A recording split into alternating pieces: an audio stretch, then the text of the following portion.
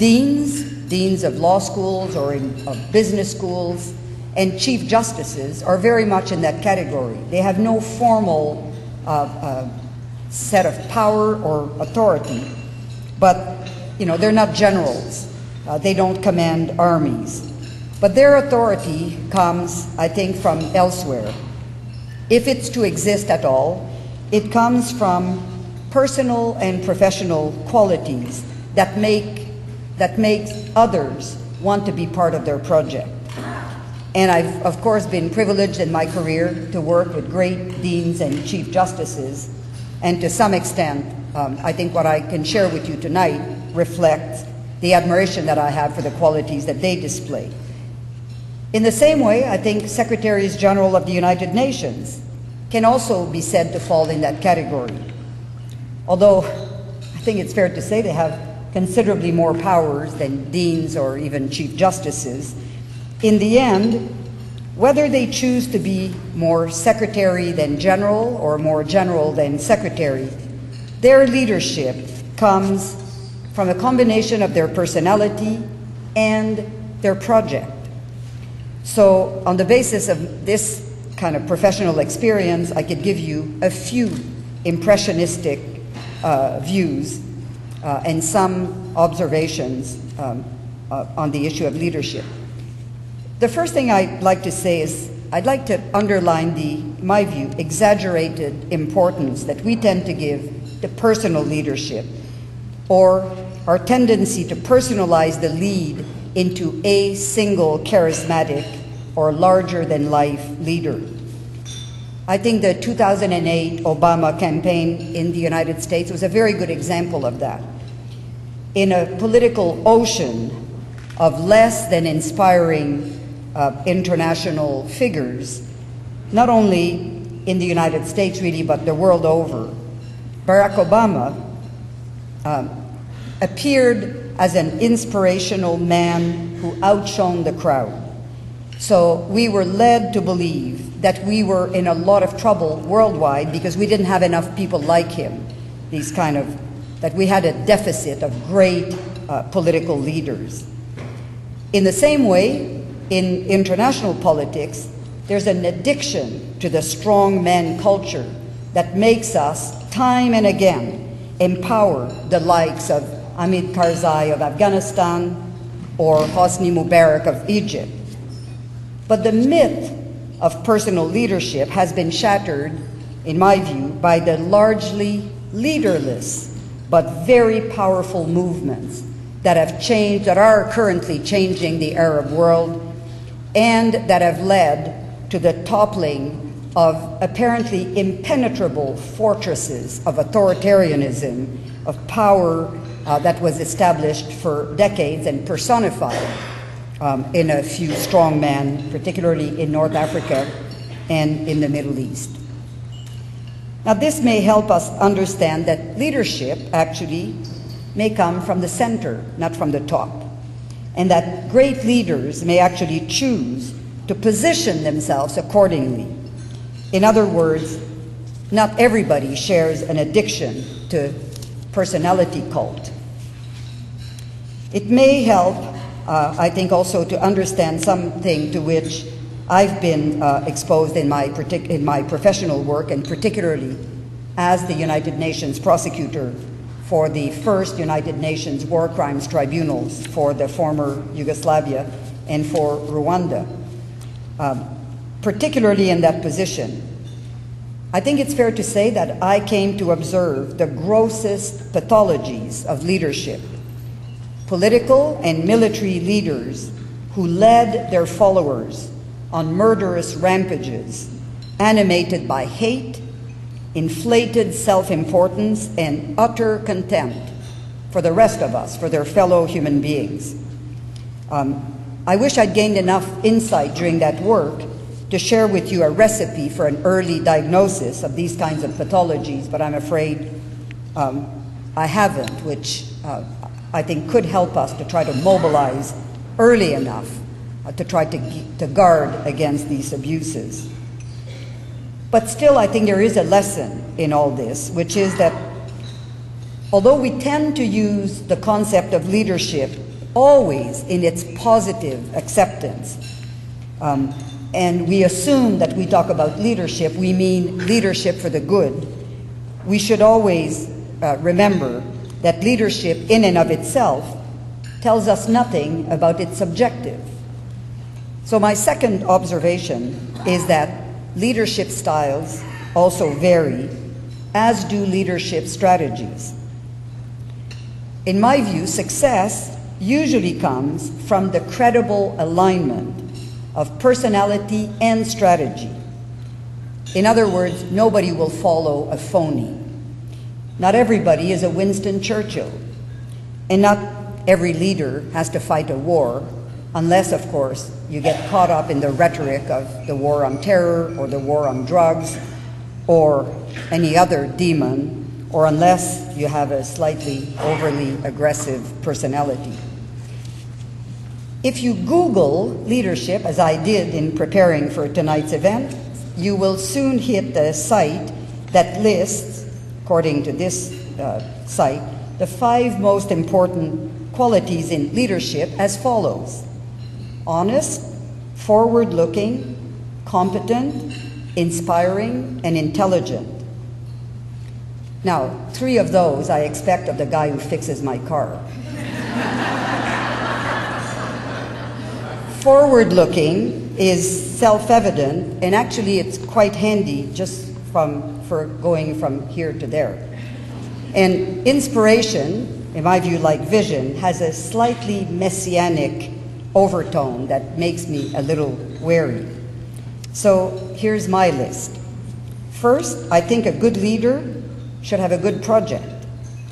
Leading his or her own career doesn't qualify as a good project. He or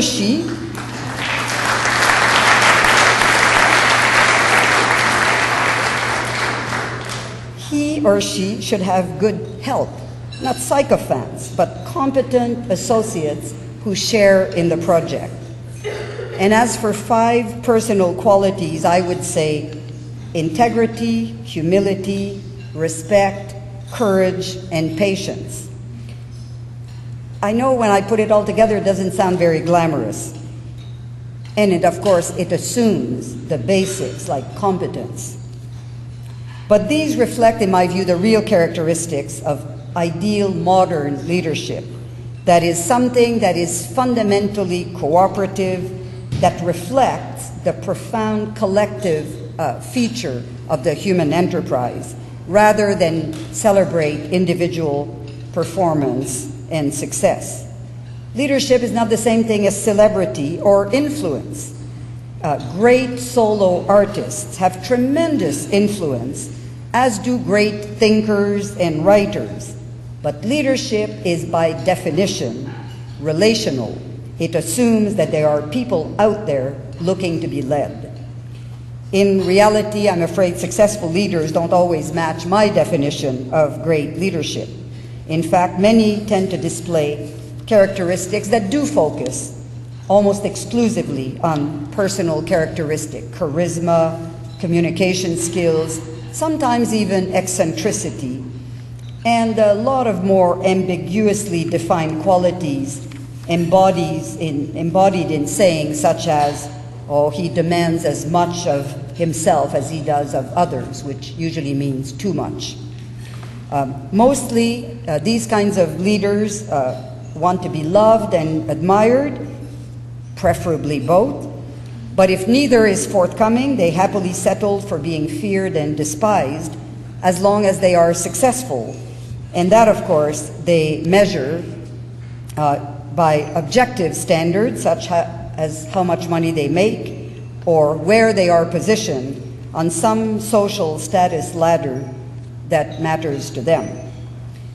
Now, different environments, whether politics, business, public service, or civil society, embrace different styles and different types of leaderships and different styles and different types of leaders. May we all be blessed to live in a world of great leaders who leave enough oxygen for the rest of us to breathe. Thank you very much for your kind attention and for honoring me tonight.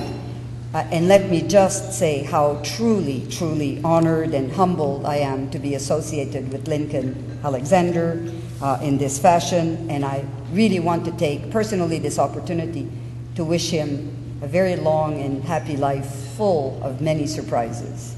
Thank you very much.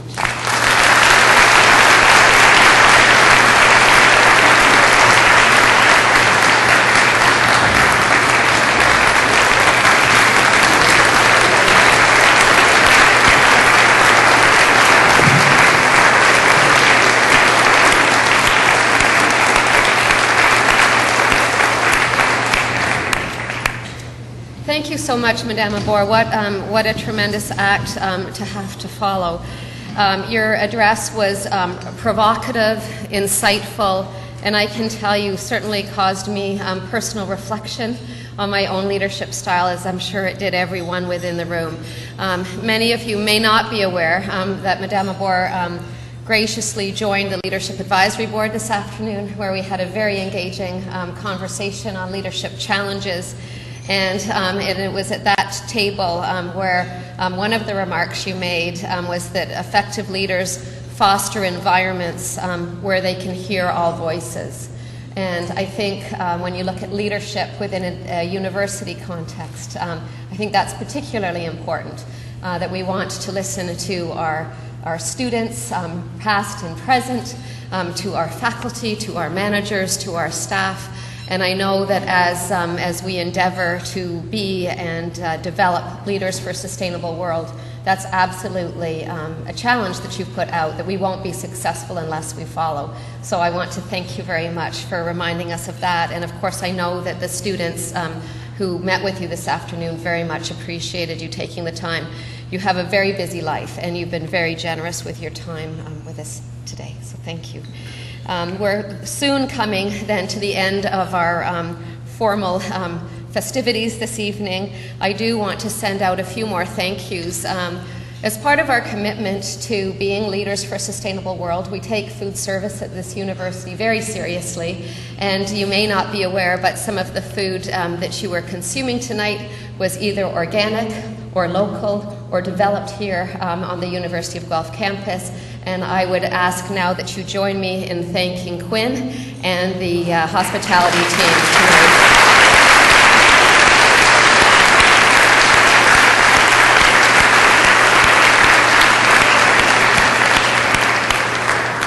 I also want to thank, as Ken did, the advisory boards. Without your support, without your challenge, we would not be achieving the things that we are, so we do appreciate very much that you give generously of your time to be with us. I want to thank Ken and the executive programs team, the managers and the staff in the office. Is Patty here? Ken? Yes, thank you very much for all you do. Catherine, if the three of you could please stand. Catherine, Bennington,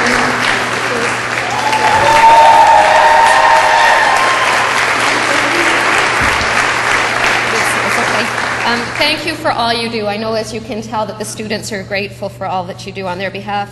I want to thank the faculty. We know that these intensive weeks are challenging for the students, but equally for the faculty.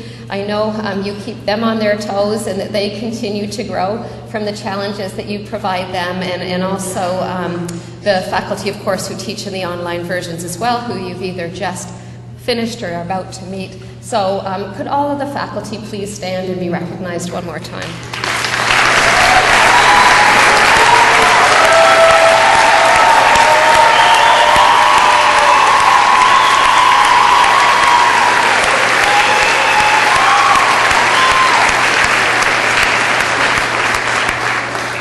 Thank you so much. That does conclude the evening. Please do feel free to stay and visit with one another, to mingle. I think, Michelle, did you want to say a few words in closing? Thank you.